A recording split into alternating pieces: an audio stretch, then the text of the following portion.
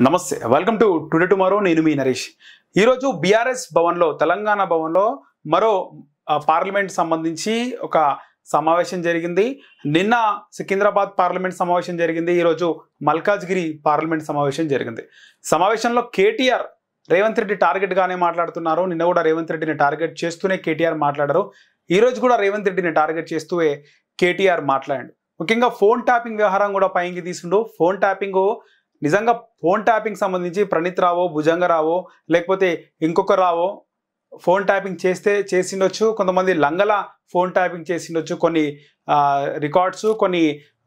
ఏదైతే సమస్యలు ఉన్నాయో దానికి సంబంధించినటువంటి దానికోసం రిఫరెన్స్గా ఫోన్ ట్యాపింగ్ చేసిండొచ్చు కానీ అందరూ అయితే చేయలేదు అలాగే రేవంత్ రెడ్డి అటు కాంగ్రెస్ పార్టీ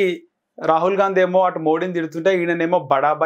బడేబాయ్ అని చెప్పి చేతులు కలుపుతున్నాడు అక్కడ ఆయన ఫ్రాడ్ అంటే ఇక్కడ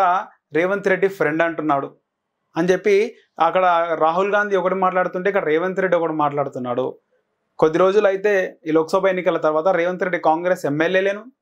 అలాగే బీఆర్ఎస్ నుంచి కొంతమంది ఎమ్మెల్యేలను తీసుకొని బీజేపీలకి పోవాలని చూస్తున్నాడు మరో ఏక్నాథ్ షిండేలాగా తయారవుతున్నాడు రేవంత్ రెడ్డి ఇది ఖచ్చితంగా లోక్సభ ఎన్నికల తర్వాత ఆయన ఖచ్చితంగా బీజేపీలోకి పోతాడు నేను ఏది సవాల్ చేసినా కూడా దానికి రెస్పాండ్ అయితలేడు మొన్న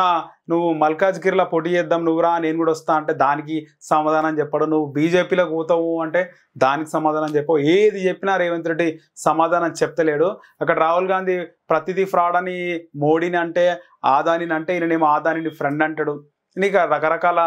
డైలాగ్స్తో రేవంత్ రెడ్డిని మరోసారి టార్గెట్ చేసిండు ఇక్కడ ముఖ్యంగా